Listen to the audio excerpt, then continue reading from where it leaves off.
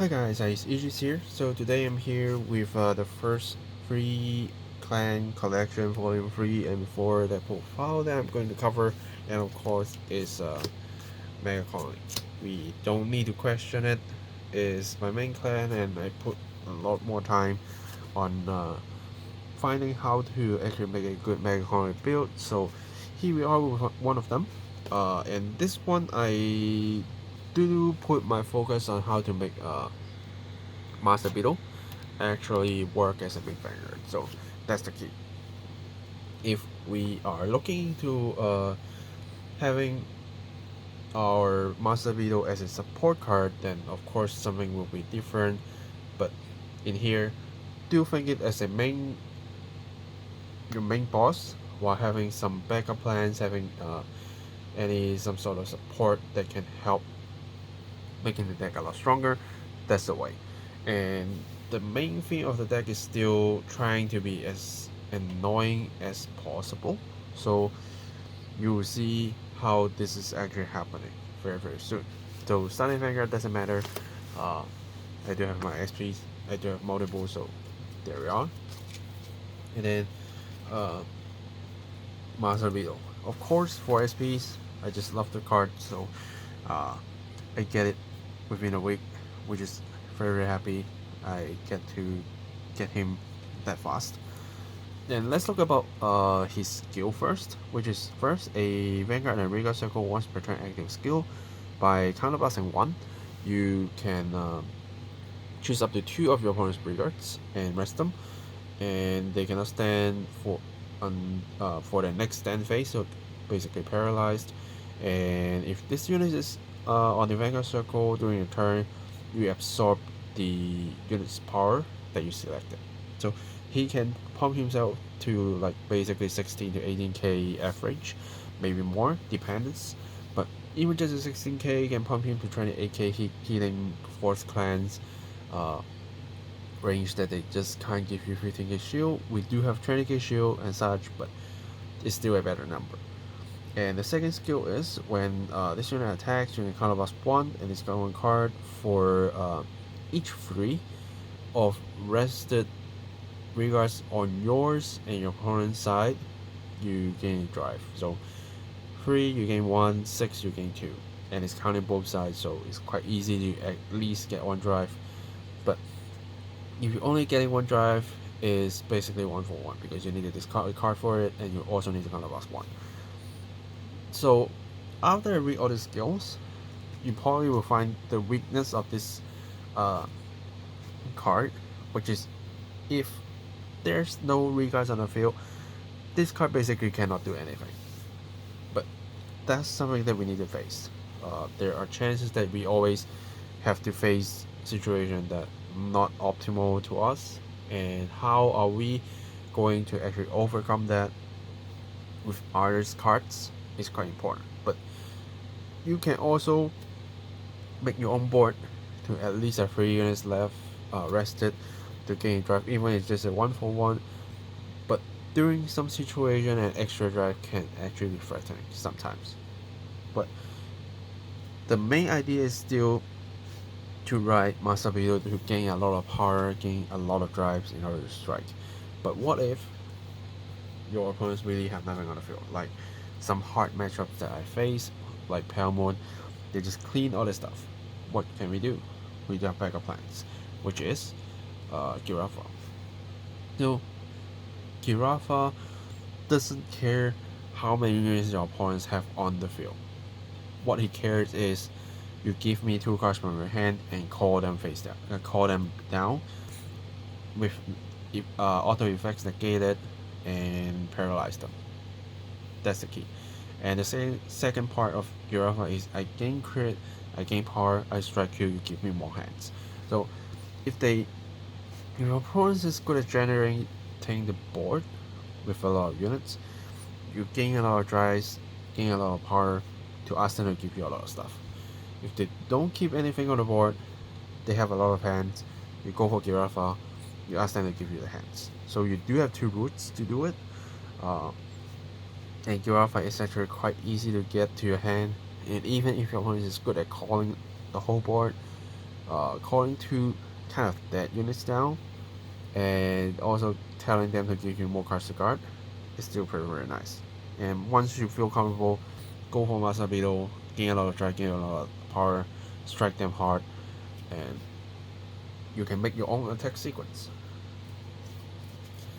After that, a little bit of talk about Girafa as well that I picked as a backup plan before I try Ghidorah, which Ghidorah herself is nice that you can generate multiple attacks, but her cradle markers on play skill is still kind of similar to Master Beetle if your opponents have nothing left on the field.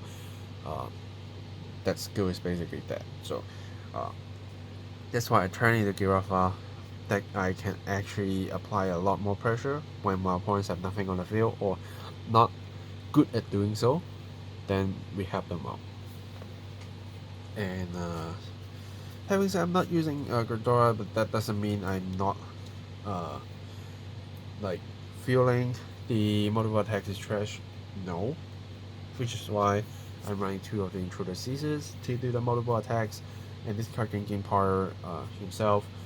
So it's still a very good card, key card in the deck for megacolony. Enable you to do multiple attacks and apply some sort of invisible on hit pressure, because they don't have on hit pressure, but if they hit, this can come out.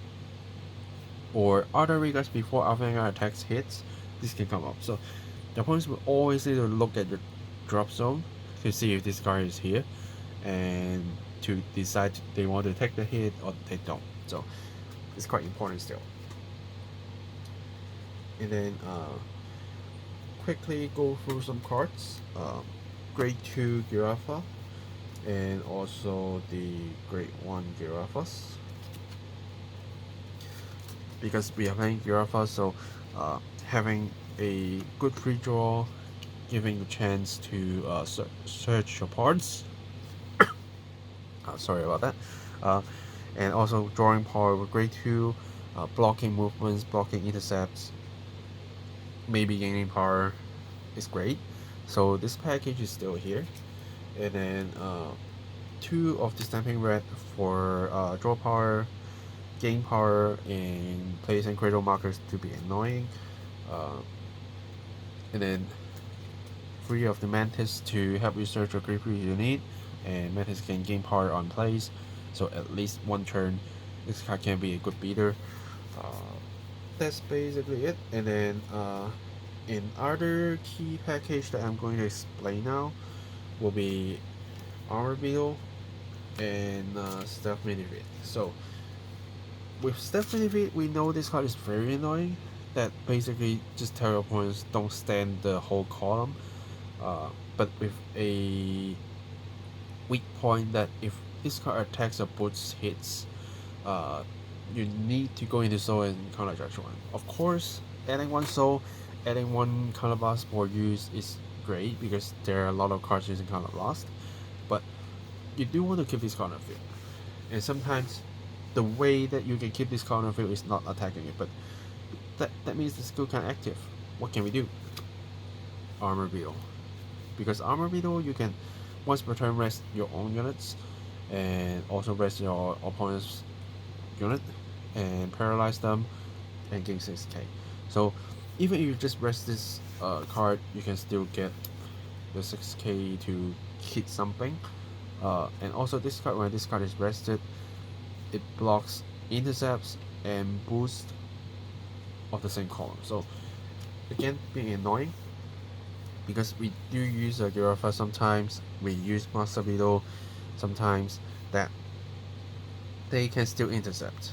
But with these cards, you are telling your opponents not to intercept because they cannot, and then you hit them hard, ask them to give you some stuff back. And then high class Moth is of course still needed in this deck, because again we use a lot of counter loss. We do want to counter charge.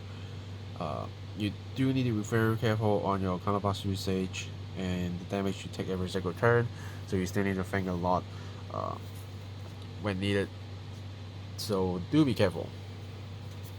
And then To conclude before triggers, we have one of the Brilliant Brister. This card is great, but it's a card that I can't run 4 of. I tried a 4, but it's really hurt me so much. So this card's skill is back row Rigor Circle. When your turn ends, if your opponents have no standing regards, you can bounce this card back to your hand, and after that, if you have 6 or less cards in your hand, you can Soul Blast 1 and draw 1. And when you place this card to Guardian Circle, if your opponent's Vanguard is rested, you can Soul Blast 1, discard 1 card, rest a opponent unit regards, and during your turn they cannot stand. So it's basically some kind of multiple attack disabler. They cannot stand, and if they place a lot of regards, at least by blocking one of them with this card, you can stun another one. So it's kind of turning one card into blocking two attacks. So can be helpful if you use it well. And since the only requirement is when your opponent's Vanguard is rested, so even if your opponent's Vanguard is attacking, you can use this card to guard and then rest one of the units.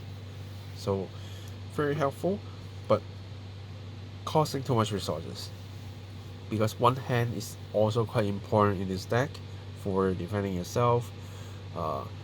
So there are chances that you don't actually have the resources to give sometimes. So putting one just in case I need, and I can recycle with a Hercules Morph anyway, so that's good enough. And then quickly going through triggers. First, crits, 7 crits total, 1 normal draw, 4 draw PGs, and then 4 of the Heal Guardians. Now, if you do prefer Trinity Shield, you can turn 2 into this, but I am more focusing on the early pressure that I need to take. So in maxing out the Heal Guardians, meaning I can have a higher chance to actually have one of them in hand to survive early turns. The only weak point is I don't have 20k shield for late game, but this deck can actually go very fast with Girafa and such. And I was running 6 draw 6 crit, but now I'm turning to 7 crits to apply more early pressure if I want to. Of course, I wish that could happen too. Then I can keep a good tempo, applying good pressure, being annoying, using a lot of opponent's resources, and win from there. So that's basically the deck idea. Again, similar to the previous Girafa build, is to be annoying as much as possible, using your opponent's resources as much as possible, drawing a whole lot of cards to secure the key cards you need, and just work the best formula from there. Yeah. So far, this is a upgraded version after some test games I have, which most of the content is still the same. Where I did run Butterfly Officer before, I didn't run Armor Beetle before, and I didn't run Stephanie Fee before.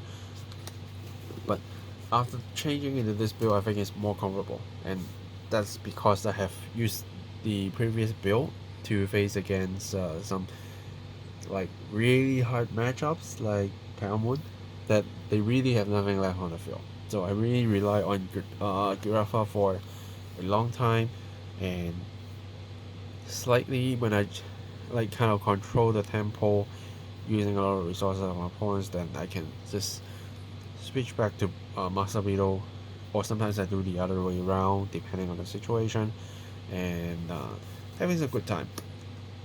This deck don't always guarantee you win, of course, which is something not easy to achieve in megacolony, but at least I find a way to make Master Beetle as a main Vanguard which functioning well while still having some backups to help you out, because if you running some other stronger units like Ghidorah, it kinds of turning the whole deck into a Ghidorah build where Master Beetle is a support.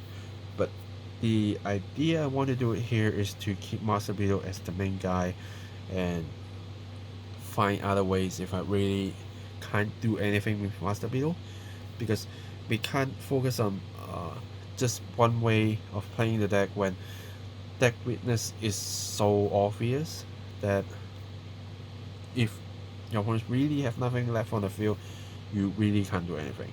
That's not what you want to see.